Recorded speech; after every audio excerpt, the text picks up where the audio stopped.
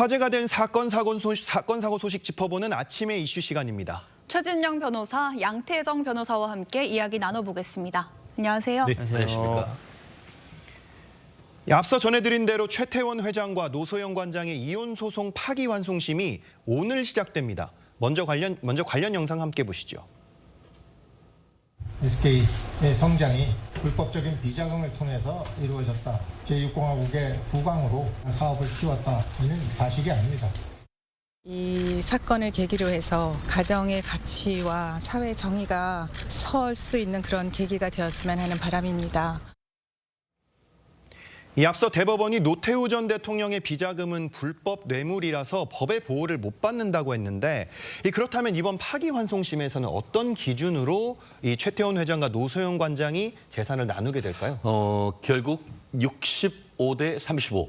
한 30년 이상 그 혼인 관계를 같이 했던 사람들의 재산 분할 그리고 퍼센테이지는 변론으로 거의 1조 3,800억이나 되는 세기의 어떻게 보면 그 재산 분할이라는 평가를 받았지 않습니까? 네. 그런데 대법원에 가서 그 2심의 기준 자체가 잘못된 부분이 있다라고 해서 이제 파기환송이 됐고 이것이 그러면은 대법원 판결 그 취지에 구속이 돼서 파기환송심은 지금 변론을 할 수밖에 없습니다. 네. 그렇다고 한다고 하면은 말씀하신 것처럼 1심에서는 이 이른바 그 노태우 비자금 300억이 들어갔고 그것이 그 씨앗이 돼가지고 재산이 이렇게 늘었다라는 것을 인정을 해서 1조 약 4천억 정도의 재산 분할을 이용했습니다만 네. 그 300억은 뇌물로 받은 노태우 비자금이고 그 뇌물로 받은 것은 이른바 법률상 불법 원인 급여이기 때문에 네. 그에 따라서 어떤 재산이 증대됐다 하더라도 그 불법 원인 급여로 인해서 증대된 재산은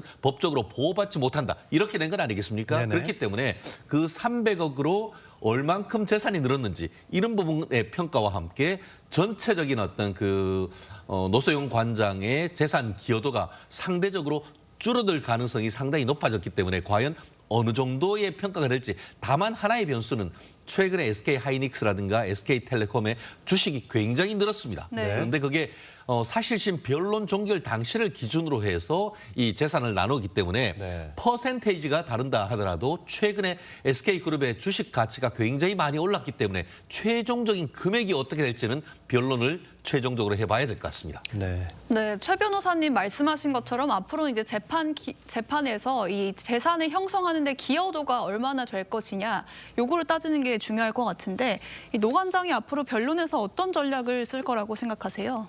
앞서 최 변호사님 말씀하신 것처럼 노태우 전 대통령의 비자금 부분 그리고 또 자기 형제한테 증여했던 부분은 이제 전체 재산 분할에서 빠졌기 때문에 아무래도 이제 그 지난 항소심보다는 좀 불리한 판결이 나올 수밖에 없습니다. 네. 다만 뭐 SK 주식 가치가 많이 증대를 했고 특히나 이제 노 관장이 이제 30년 이상 육아와 가사에 전담했기 때문에 그 부분이 재산 증식과 유지에 얼만큼 기여했느냐가 저는 관건이라고 보입니다. 뭐 물론 이제 항소심에서는 이제 65대 35라고 비율을 이렇게 계산을 했지만 실제 요즘 많은 전향적인 판결에서는 거의 50%에 준하는 정도로 이제 그 배우자 실제로 재산 취득에 기여하지 않았다고 하더라도 어쨌든 재산을 유지하고 가정을 보호하는 데 직접 기여한 배우자 같은 경우에는 거의 상당 부분 인정을 해주기 때문에 실제 재산 분할 금액 자체는 더 늘어날 수도 있다는 것이 전망입니다. 네, 최 변호사님 이 법원 휴정기에 파기환송심이 시작되는데 결론은 언제쯤 나올 것 같으세요? 이 부분에 대해서도 예측이 좀 나뉩니다. 네. 어떤 파기환송심인데 굉장히 큰 사건이다 보니까 변론 준비 절차를 거치고 변론으로 넘어간다라고 통상 생각을 했을 텐데 지금 파기환송심 재판은 그런 변론 준비 절차를 제외하고 바로 변론 절차를 잡았단 말이에요. 네. 그것도 지금 법정 휴정기에 그만큼 어떤 파기환송심 재판부는 신속하게 이 사건을 진행하겠다라는 그런 취지인 것 같은데요. 다만 그럼에도 불구하고 이 전체적인 그 65대 35라는 구조를 계속 이어갈 것인지 그리고 그에 대한 기여를 어떻게 볼 것인지 나아가 재산의 가액을 평가하는 시점을 언제로 할 것인지 이런 부분에 대한 쟁점은 아직 많기 때문에 조금 더 재판이 길어질 가능성도 배제할 수는 없습니다. 네. 다음 소식 짚어보겠습니다. 제주항공 여객기 참사 당시에 무안공항에 콘크리트 둔덕이 없었다면 탑승객 전원이 생존했을 거라는 연구 결과가 나왔습니다.